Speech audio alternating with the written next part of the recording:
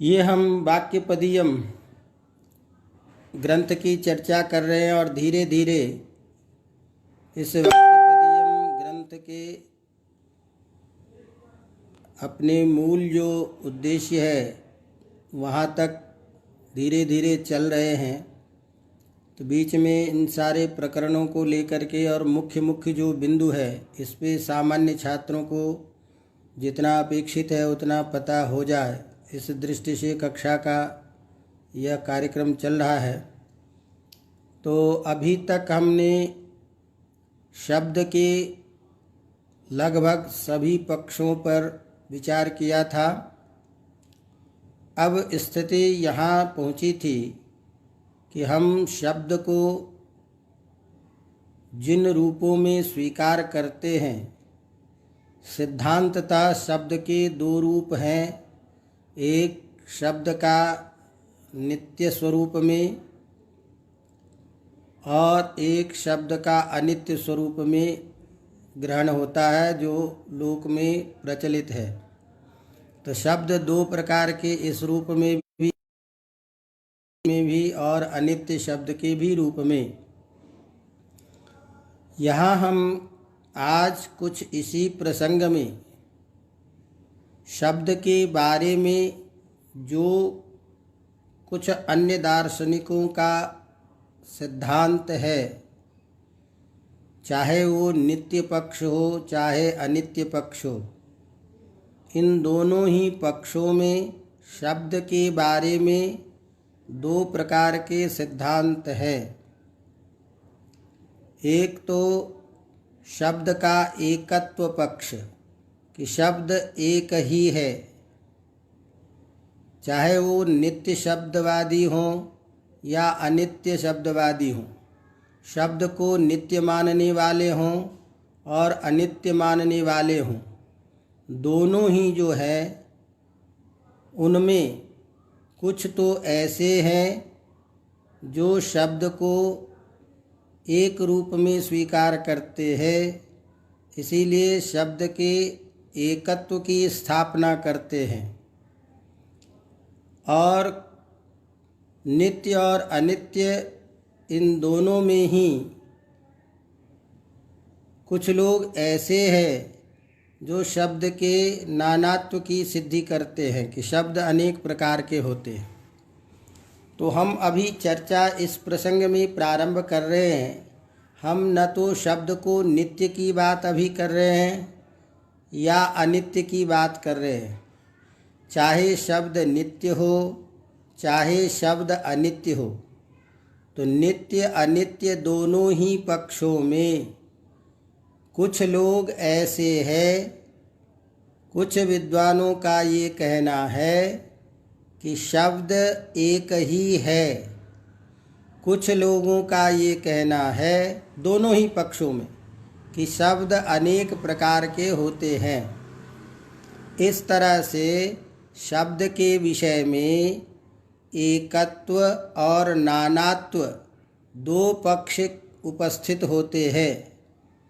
उसमें वैयाकरण शब्द को एक मानने वाले हैं, एकत्व सिद्धांत की स्थापना करते हैं। तो इस तरह से अभी प्रथम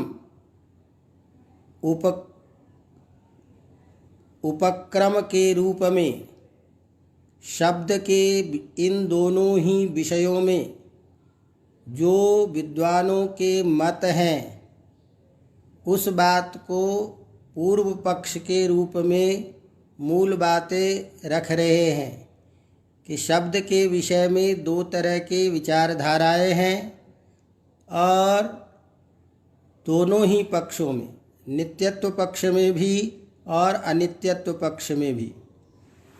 तो इस बात को पहले उठा करके और ये सिद्धांत बताना चाहते हैं कि इस तरह से उचित पक्ष क्या है। तात्पर्य यह है कि इस विषय को समझने के लिए प्यारे छात्रों कुछ सामान्य बातें पहले समझ लीजिए। प्रश्न ये है कि देखो, जहाँ एक से अधिक शब्द होता है तो एक से अधिक शब्द होने के कारण सभी शब्दों का ज्ञान अलग अलग व्यक्ति के द्वारा किया करना संभव नहीं है। इसीलिए अनेक व्यक्ति होने पर जाति में शक्ति मानते हैं। तो जाति के द्वारा हम उसका ज्ञान करके और उस व्यक्ति का भी बोध कर लेते हैं। इसीलिए जाति स्वीकार करते हैं कि जाति में ही शक्ति है। जाति तब माननी होती है कि जब एक से अधिक व्यक्ति हो, तो जैसे मनुष्य अलग अलग है, बहुत सारे हैं, तो सभी मनुष्यों को एक एक करके बोध करना संभव नहीं है। इसीलिए उसमें एक जाति विशेष में शक्ति मानकर हम उस जाति को स्वीकार करते हैं और फिर जाति में शक्ति स्वीकार करने के बाद तद विशिष्ट व्यक्ति का ज्ञान करते हैं। तो एक होते हैं जो जातिवादी हैं, जाति में शक्ति स्वीकार करते हैं। अवगतम। एक कहते हैं कि जब कोई दूसरा है ही नहीं तो जाति स्वीकार करने की कोई ज़रूरत नहीं है।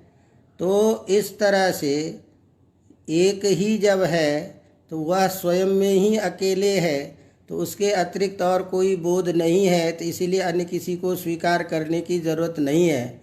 इसीलिए कुछ लोग ऐसे हैं, शब्द के नित्य अनित्य की हम चर्चा अभी नहीं कर रहे हैं। शब्द नित्य है कि अनित्य है, ये बातें बहुत हो चुकी है और भी होगी आगे। अभी केवल ये हमको समझना है कि चाहे शब्द नित्य हो चाहे शब्द अनित्य हो, इन दोनों ही पक्षों में कुछ आचार्यों का ये कहना है कि शब्द अनेक हैं। तो अनेक शब्द मानने वाले जो हैं उन्हीं को कहते हैं कि शब्द में नानात्व शक्ति स्वीकार करने वाले आचार्य हैं। तो नानात्ववादी वो कहलाते हैं। ऐसे हैं कि कहते हैं कि नहीं भाई, शब्द जो है नित्य अनित्य दोनों ही स्थिति में शब्द एक ही है, इसीलिए शब्द के एक ही होने की सत्ता स्वीकार करने वाले लोग एकत्ववादी कहलाते हैं। तो इस तरह से शब्द के विषय में एकत्ववाद और नानात्ववाद ये दो प्रकार के मत चल रहे हैं। उसमें वैयाकरणों का जो अपना सिद्धांत है इसकी चर्चा तो करेंगे, लेकिन सामान्य रूप से वैयाकरण शब्द के एकत्ववादी मानने वाले, शब्द के एकत्व को स्वीकार करने वाले हैं। तो ये जो दो पक्ष है, इसी दो पक्ष को उठाते हुए वाक्यपदीयम में आपकी 70वीं कारिका में इस बात को रख रहे हैं और उसी को समझाते हुए कहते हैं कि देखो, कार्यत्वे नित्यतायां वा केचिद एकत्ववादिनः, कार्यत्वे नित्यतायां वा केचिद एकत्ववादिनः। तो कार्यत्वे और नित्यतायां वा दोनों ही बातें हैं। चाहे आप कार्यत्व मान लो, कार्य माने अनित्य, शब्द का अनित्यत्व पक्ष मान लीजिए या शब्द का नित्यत्व पक्ष मान लीजिए। शब्द के नित्य होने पर भी अनित्य होने पर भी केचित कुछ लोग ऐसे हैं जो एकत्ववादी है, शब्द को एक रूप में ही स्वीकार करते हैं। शब्द की सत्ता एक ही है, एक से अतिरिक्त और कुछ भी नहीं है।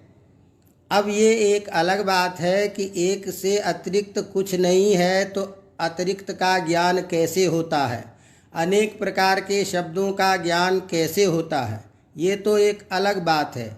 लेकिन अभी मोटी बात यह है कि उनके मत में शब्द एक ही हैं। कुछ में कार्यत्वे नित्यता शब्द को दोबारा कह रहे हैं, फिर कार्यत्वे नित्यतायां वा केचिन नानात्ववादिनः, कुछ लोग ऐसे हैं इन दोनों ही पक्षों में शब्द के नानात्व को स्वीकार करते हैं, शब्द अनेक प्रकार के होते हैं ये स्वीकार करते हैं। अवगतम। तो सिद्धांत इस कारिका से अभी मोटे तौर पर ये अर्थ निकला कि चाहे शब्द नित्य स्वीकार करें या अनित्य स्वीकार करें, दोनों ही स्थिति में कुछ लोग शब्द को एक ही मानते हैं और उनके मत में शब्द का अलग अलग स्वरूप, अलग अलग शब्दों के भेद नहीं है।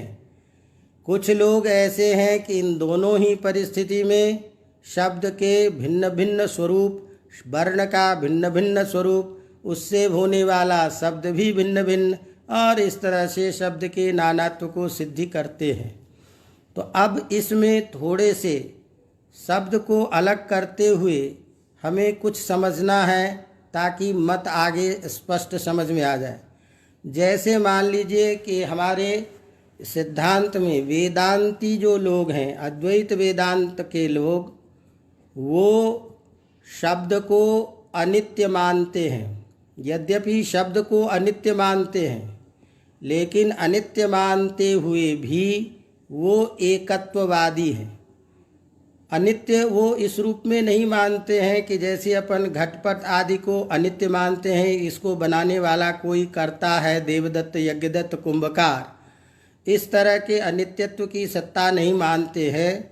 सृष्टि से लेकर के संहार पर्यंत इसको बनाने वाला कोई है, इस तरह से जैसे आकाश को वो अनित्य मानते हैं और उसका कर्ता कश्चन ईश्वरः, उसका कर्ता कोई है, इस तरह से वो शब्द को अनित्य तो मानते हैं, लेकिन शब्द को अनित्य मानते हुए भी शब्द के अनेक स्वरूप नहीं मानते हैं, इसीलिए शब्द के एकत्ववादी हैं। इसी तरह से वैयाकरण लोग जो शब्द को नित्य भी मानते हैं और नित्य के साथ साथ शब्द का एकत्व भी मानते हैं, तो दोनों का एक साथ प्रयोग आपने देखा कि अद्वैत वेदांती लोग आकाश की तरह शब्द को अनित्य मानते हुए भी शब्द का एकत्व स्वीकार करते हैं। वैयाकरण शब्द को नित्य मानते हुए भी शब्द का एकत्व स्वीकार करते हैं। इस तरह से नित्य अनित्य दोनों पक्षों में कुछ लोगों का कहना है कि शब्द एक ही है, शब्द अलग अलग नहीं है। अवगतम। इसी तरह से तो कुछ अनित्यवादी हैं जो कहते हैं कि नहीं भैया, अनेक प्रकार के हैं। जैसे नैयायिक लोग बिल्कुल शब्द को अनित्य मानते हैं, कहते हैं शब्द का उच्चारण होता है और प्रत्येक शब्द उच्चरित होने के कारण प्रत्येकम उच्चरितम पदम भिन्नम भिन्नम, प्रत्येक वर्ण भिन्न है, प्रत्येक वर्ण की अलग अलग सत्ता है, इसीलिए ये सभी शब्द अलग अलग हैं, इसीलिए अनेक शब्द हैं। इस तरह से अनित्य मानने वाले नैयायिक लोग शब्द के नानात्व को स्वीकार करते हैं। इधर शब्द को वर्ण स्फोट के रूप में नित्य मानने वाले जो मीमांसक आदि लोग हैं, वह मीमांसक शब्द को वर्ण के रूप में स्पष्ट रूप से नित्य मानते हैं, लेकिन नित्य मानने पर भी उनके मत में शब्द एक ही है। तो ध्यान दीजिए, मीमांसक लोग शब्द स्फोटवादी नित्य शब्द को एक मानने पर शब्द को एकत्व मानते हैं। नैयायिक लोग शब्द को अनित्य मानते हुए शब्द का नानात्व स्वीकार करते हैं। तो इस तरह से आपने ये देखा कि दोनों ही पक्षों में शास्त्रों में सिद्धांत के रूप में ये दोनों सिद्धांत दिखाई देते हैं। तो कुछ आचार्यों का ये कहना है कि नहीं, शब्द भले ही नित्य हो लेकिन शब्द एक ही है। कुछ का कहना है कि नहीं, शब्द अनित्य है फिर भी शब्द एक है। तो दोनों में, नित्यत्व पक्ष में भी और अनित्यत्व पक्ष में भी कुछ लोग एकत्ववादी हैं। इसको थोड़ा अलग करके समझिएगा तो समझने में आसानी हो जाएगी, क्योंकि दोनों जगह एक ही बात आ रही है। अर्थात अनित्य मानने वाले जो शब्द को अनित्य मानने वाले हैं, वो भी कुछ लोग ऐसे हैं जो कहते हैं शब्द एक है। शब्द को नित्य मानने वाले जो हैं वो भी क्या कहते हैं कि शब्द अनेक है। तो ध्यान, दोनों में एक बात, क्योंकि उलझने का नहीं है, ये बात मूल चीज़ समझ में आ जाए, फिर आगे का व्याकरण का सिद्धांत अपने आप समझ में आ रहा कि कुछ लोग, जैसे हमने उदाहरण दिया कि वेदांती लोग शब्द को अनित्य मानते हुए भी, अद्वैत वेदांती लोग शब्द को अनित्य मानते हुए भी शब्द के नित्यत्व अनित्यत्व मानने पर भी शब्द के एकत्ववादी है, शब्द का एकत्व स्वीकार करते हैं। तो ध्यान दीजिए, अनित्य होता हुआ भी शब्द एक है वेदांती के, अद्वैत वेदांती के मत में। वैयाकरण के मत में शब्द नित्य भी है और शब्द एक ही है। तो अद्वैत वेदांती और मीमांसक ये दोनों ही शब्द के एकत्ववादी मानने वाले हैं, एकत्व सिद्धांत स्थापना करने वाले हैं। ये शब्द के अलग अलग रूप नहीं मानते हैं। इधर नैयायिक जो हैं, ये नैयायिक लोग शब्द को अनित्य मानते हैं और अनित्य के साथ साथ शब्द का नानात्व मानते हैं, शब्द को नानात्व सिद्ध करते हैं। इस तरह से नैयायिक तो बिल्कुल शब्द को अनित्य भी मानता है और अनेक भी मानता है। मीमांसक जो है वो वर्ण को, रूप जो शब्द है उसको नित्य मानता है। तो नित्य मानता हुआ भी वह मीमांसक वर्ण के एकत्व की स्थापना करता है। तो इस तरह से दोनों ही मत शास्त्रों में देखे जाते हैं। अब थोड़ी सी बातें इस पे विचार कीजिए कि जो लोग शब्द को अनित्य मानते हैं, उस अनित्य मानने वाले जो लोग हैं, वह व्यक्ति शब्द को अनित्य मानते हुए भी एक ही कहते हैं। कैसे कहते हैं? तो कहते हैं कि प्रत्यभिज्ञा के बल पर। प्रत्यभिज्ञा क्या चीज़ है कि सो अयम गकारः, ये वही गकार है। तो इस तरह के जो ज्ञान है, इस ज्ञान के बल पर, इस प्रत्यभिज्ञा के बल पर शब्द को अनित्य मानता हुआ भी यह शब्द वही है, इस बल से, इस प्रमाण से शब्द के एकत्व को स्वीकार करते हैं। तो जो अनित्य मानने वाले हैं और एक मानने वाले हैं, शब्द के अनित्य के साथ साथ एक मानने वाले हैं, तो अनित्यत्व के पक्ष में एकत्व की सिद्धि होती है प्रत्यभिज्ञा के बल पर। और जो शब्द को नित्य मानते हैं, एकत्व मानते हैं, तो उसके मत में तो कोई दिक्कत ही नहीं है। इसी तरह से जो नैयायिक लोग हैं, जो शब्द के तो वो बिल्कुल भिन्न ही अनित्य भी मानते हैं और प्रत्येक उच्चरित शब्द को भिन्न भिन्न मानते हैं। इसीलिए वहाँ कोई अतिरिक्त बात ही नहीं होती है, सभी शब्द अलग अलग होते हैं।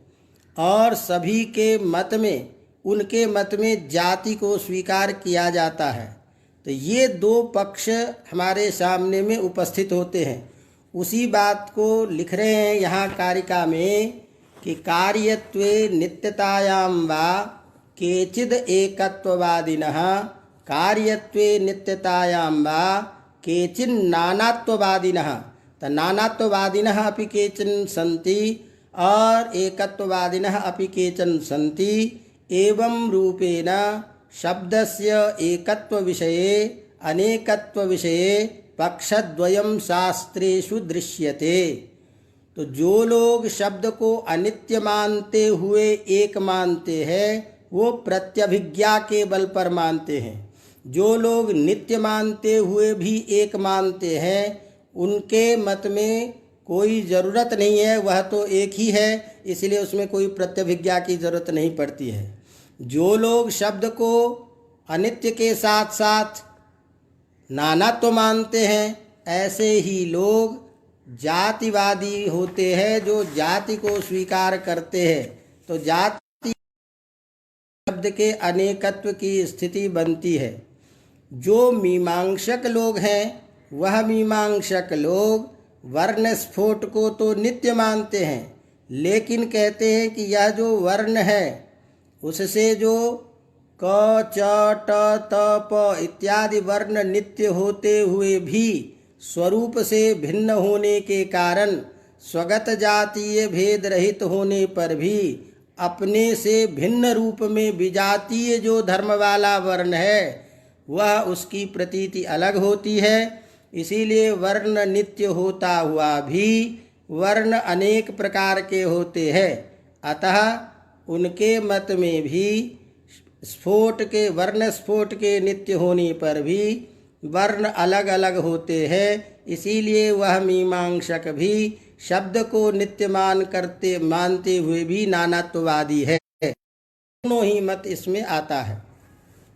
अब क्या होगा कि कुछ ऐसे भी लोग हैं, जैसे भट्ट मीमांसक लोग हैं, उनका कुछ मत अपने से थोड़ा भिन्न है इस मीमांसक से। तो उस मत को भी पहले, क्योंकि वैयाकरण के सिद्धांत की स्थापना करनी है, इसीलिए उन सारे मतों को यहाँ पहले दिखा करके फिर अपने वैयाकरण की स्थिति रखेंगे। तो उस स्थिति में ये दो सामान्य पक्ष तो पहले इस कारिका के द्वारा बता दिए हैं। अब जो कुछ अन्य मत हैं, उस मत को उठाते हुए अगली कारिका में कह रहे हैं कि देखिए कि पदे भेदेपि वर्णानाम एकत्वम न निवर्तते। पदे भेदेपि वर्णानाम एकत्वम न निवर्तते। और वाक्येषु पदमेकं च भिन्नेषु अपि उपलभ्यते। अब यहाँ दूसरा मत चल रहा है। ये मत प्रायः भट्ट मीमांसक के मत में, उनका यहाँ ये मत है शब्द के एकत्व नानात्व के विषय में। तो उनका क्या कहना है कि पदे वर्णानाम भेदत्वेपि एकत्वम न निवर्तते। यद्यपि पद में वर्ण अलग अलग होते हैं, लेकिन वर्ण में पद अलग अलग होने पर भी वह पद एक ही है, पद अलग नहीं है। इसीलिए पद का एकत्व बना रहता है। तो वर्णानाम एकत्वम वर्णानाम एकत्वम न निवर्तते पद भेदेपि। तो पदे, इसको अन्वय करके देखिए, पदे वर्णानाम भेदेपि। तो पदों में सभी वर्ण के अलग अलग रहने पर भी एकत्वम न निवर्तते, पद का जो एकत्व होता है वो नहीं खत्म होता है। उदाहरण के तौर पर जैसे हमने घट बोला, तो घट में घ अलग है, ट अलग है। तो यद्यपि घ ट ये घ ट प्रत्येक वर्ण अवयव के रूप में अलग है, लेकिन अलग होता हुआ भी घट इस पद के रूप में जो वर्ण समुदायक यह घट शब्द है वह एक ही है। इसीलिए एकत्व उसमें बना रहता है, पद में एकत्व रहता ही है। तो इसीलिए वह एकत्व जो है पद में स्थिर है। और यही बातें वाक्येषु पदमेकंच भिन्नेष्वपि उपलभ्यते। भिन्न भिन्न जो कोई वाक्य होता है, उस भिन्न भिन्न वाक्य में भी वह पद अपने एकत्व रूप में उपस्थित रहता ही है। तो चाहे वाक्य अलग अलग वाक्य का हम प्रयोग करें। उदाहरण के तौर पर हमने कहा कि मान लीजिए घटम आनय, घटम पश्य, गाम आनय, गाम बधान। इत्यादि दिखाई देने वाला वाक्य यद्यपि भिन्न भिन्न दिखाई देता है, तो भिन्नेषु अपि वाक्येषु, भिन्न भिन्न वाक्यों में भी यह जो पद है गाम इत्याकारकम पदम, यह पद अपने आप में एक ही है। पदों की का एकत्व हमेशा बना ही रहता है। तो तात्पर्य ये हुआ कि जो चाहे पद होता है तो उस पद में वर्ण का अपना जो अलग अवयव भेद है वह तिरोहित हो जाता है, वो मिट जाता है, हट जाता है। और जब हट जाएगा तो वह पद एक ही होगा। इसी तरह से जब हम वाक्य की बात करेंगे तो वाक्य भले ही घटम माने, घटम पश्य इत्यादि करके वाक्य अलग है, और यह अलग वाक्यों का प्रयोग भले ही प्रयोग के आधार पर काल के आधार पर हम अलग अलग क्यों न करें, लेकिन गाम इस पद का जो एकत्व है वह एकत्व हमेशा बना ही रहता है। तो इस तरह से इनके मत में पदों की जो है एक स्वरूप में बोध हम कर रहे हैं, तो वाक्य भले ही होता है, इसीलिए इसमें खंड खंड पद की शक्ति को स्वीकार करते हैं, तो इसे हम सखंड पद वाक्यवादी कहते हैं। तो सखंड पद को मानने वाले जो ये लोग हैं, इनके मत में भी क्या हुआ कि पदों में एकत्व की स्थापना हुई, तो इसीलिए यह एकत्ववादी कहलाते हैं।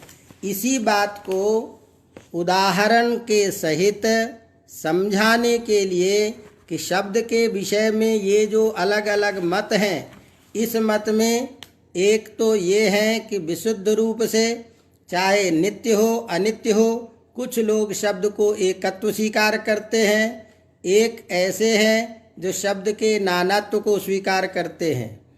कुछ भट्ट मीमांसक आदि का कहना है कि जैसे वृक्ष के अलग अलग रहने पर भी समुदाय रूप में वन एक ही होता है, इसी तरह से अवयव सबका तिरोहित हो करके एक पद के रूप में ही उपस्थित होने के कारण हमेशा पद अलग अलग ही होगा। इसी तरह से वाक्य में अलग अलग देश काल परिस्थिति के आधार पर अलग अलग वाक्य का प्रयोग होता हुआ भी उस वाक्य में पद का एकत्व रहता है, इसीलिए यह पद एक ही है। इसीलिए इसके मत में भी शब्द का एकत्व ही स्वीकार होता है, शब्द का नानात्व स्वीकार नहीं होता। तो इस तरह ये शब्द के नानात्व और एकत्व की स्थापना पूर्व पक्ष के रूप में अन्य दार्शनिकों के मत में जो बातें थी उसको भर्तृहरि रख रहे हैं। इसी को उदाहरण के तौर पर समझा रहे हैं कि ताकि बच्चे को अच्छी तरह से समझ में आ जाए कि जैसे हाथ पैर इत्यादि अवयव अलग अलग होने पर भी उसका जो समुदाय है अवयवी वह जैसे एक ही बोध होता है। तो देवदत्त एक ही है, लेकिन विभिन्न अवयवों के अलग होने पर भी शरीर का एक ही व्यवहार जैसे होता है, उसी तरह से पद में अलग अलग वर्ण के रूप में अवयव होता हुआ भी उस वर्ण से बना हुआ जो समुदाय, वह समुदाय एक ही होता है। इसीलिए अवयवगत्व की प्रतीति उसमें नहीं होती, और वर्ण के अवयव के नानात्व होने से उसका नानात्व सिद्ध नहीं होता है। इसी तरह से वाक्य में भी अलग अलग स्थिति में भी प्रयोग होने पर भी, पौर्वापर्य के द्वारा अलग अलग स्थान पर उसका प्रयोग होने पर भी, एक दूसरे के साथ में जो अव्यवहितोत्तरत्व संबंध से तत्तद वर्ण विशिष्ट तत्तद वर्ण रूप जो पद का प्रयोग हो रहा है, घटः पटः गो हरि इत्यादि, तो प्रत्येक जो भिन्न है शब्द है पद है वह अपने स्वरूप में एक ही होता है। अतः न शब्दः भिन्नः एक एव शब्दः। तो इस प्रकार शब्द के विषय में दोनों ही पक्ष हमारे बीच में दिखाई देते हैं। इन सिद्धांतों के साथ में इसी बात को अन्य कारिका के रूप में, वर्ण के भी रूप में कह रहे हैं। तो उसको बताने के लिए अगली कारिका दे रहे हैं। तद वर्ण व्यतिरेकेन पदम अन्यन न विद्यते वाक्यम वर्णाभ्याम च व्यतिरिक्तम न किंचन। ज़्यादा तो नहीं हो रहा है? समझ में बात आ रही है कि नहीं आ रही है? तो ये अभी वर्ण और के नानात्व एकत्व के बारे में जो 2-3 सिद्धांत हैं, तो मैंने इसको एक साथ सबको लेकर के फिर वैयाकरण की बात, सिद्धांत की चर्चा करेंगे। तो इसीलिए हमने संक्षेप में इन तीनों मतों को, अन्य दार्शनिकों को मतों को आपके सामने रखा कि आप स्पष्ट रूप से ये समझ लें कि शब्द के विषय में नित्यत्व अनित्यत्व दोनों ही स्थितियों में 2 प्रकार के सिद्धांत माने जाते हैं। उसमें ये बात है। उसी में अब हम वर्ण और पद की बात कर रहे हैं, ध्यान रखना। तो उसके लिए क्या कहते हैं कि वर्ण के अनेक होने पर भी, पद के एक होने पर, वर्ण यद्यपि अनेक हैं तो वर्ण के अनेक होने से पद की भी क्या हुआ, एक है। और वाक्य के अनेक होने पर भी आपने पद को एक ही माना। नीचे पहले की कारिका में दोनों तरीके की बात की कि वाक्य भले ही अलग अलग हो देश प्रयोग के आधार पर, लेकिन पद एक ही है। वर्ण अलग अलग होने पर भी पद एक ही है। तो वर्ण के अलग अलग होने पर भी पद की एकता स्वीकार की अभी भाट्ट मीमांसक ने। इसी तरह से वाक्य के अनेक होने पर भी उसको, पद को एक ही माना। तो इस तरह से अब निष्कर्ष क्या निकला कि वर्ण से भिन्न अलग चीज़ है पद, और वर्ण भिन्न क्या है, वाक्य है। इसका मतलब वर्ण की सत्ता है नहीं कुछ। तो इसका मतलब वर्ण पद भिन्नम वाक्यम और वर्ण भिन्नम पदम, ये हो गया। तो ये चीज़ अलग हो गई कि वर्ण अलग हो गया, पद अलग हो गया, और वर्ण पद से भिन्न हो गया वाक्य। इस तरह की आशंका को ध्यान में रखते हुए अगली कारिका लिख रहे हैं कि नहीं, ऐसी बात नहीं है। तत् वर्ण व्यतिरेकेन पदम अन्यत न विद्यते। तत् जो आपको हमने कहा अवयव से अलग अलग विभाग किया, तो वर्ण रूप अवयव के विभाग से अलग अलग वर्णों के साथ में जो बना हुआ पद है, वह पद वर्ण व्यतिरेकेन, क्योंकि वर्ण के व्यतिरेक से, व्यतिरेक क्या कहते हैं कि वर्ण भिन्न रूपे नित्यर्थ, वर्ण के अलावा और कुछ भी नहीं है। जो वर्ण है वही तो पद बना है। तो वस्त्वंतरम न विद्यते, वर्ण से अतिरिक्त और कुछ भी ये पद नहीं है, वर्ण रूप में ही है। ये बातें क्यों कहनी पड़ रही है अभी? इसलिए कहनी पड़ रही है कि आपने अभी पहले हमको क्या समझाया कि वर्ण का अवयव अलग अलग होता हुआ भी पद एक ही है। तो जब वर्ण अलग अलग है उसको आपने न मान करके पद को एक बना दिया, इसका मतलब वर्ण अलग हो गया, उससे अतिरिक्त वर्ण आ गया। इसी तरह से वर्ण और पद से भिन्न वाक्य हो गया। इस तरह से वर्ण से पद का भिन्नत्व, वर्ण पद से वाक्य का भिन्नत्व, ये सिद्ध हो गया। उस बात को कह रहे हैं कि नहीं, वर्ण से अतिरिक्त पद भी नहीं है और पद से अतिरिक्त कुछ वाक्य भी नहीं है। इस बात को यहाँ इस कारिका में समझा रहे हैं कि तत् अर्थात वर्ण का अलग अलग रूप से जो गठित जो समुदाय है, ऐसा वह समुदाय पद वर्ण व्यतिरेकेन न किंचन, वर्ण के अलावा कुछ भी नहीं है भाई, वही वर्ण समुदाय ही है। इसी तरह से वाक्यम च, वाक्य भी जो है वर्ण पदाभ्याम व्यतिरिक्तम न किंचन, वर्ण और पद से अतिरिक्त कुछ भी नहीं है, वही वर्ण का बना हुआ पद और वही पद का बना हुआ वाक्य वही है। इसीलिए वो उससे अतिरिक्त कुछ भी नहीं है। तो कुछ भी नहीं है का इसका मतलब यह जो आप अभी बात कह रहे हो, इस बात से क्या सिद्ध किया आपने कि वर्ण की ही सत्ता है, वर्ण से ही मिलकर के पद बनता है। इसका मतलब यहाँ हम कुछ समझाना ये चाहते हैं कि यह पद का जो एकत्व बोध है, इसी को हम पदस्फोटवादी कहते हैं कि पद को मानने वाला, पद को सिद्ध करने वाला। तो यहाँ अभी जो आपने पूर्व में शंका की, वह शंका का समाधान कर रहे हैं। अब ध्यान दीजिए, यहाँ चर्चा क्यों हो रही है, मुख्य बात में जो चीज़ है वो देख लीजिए।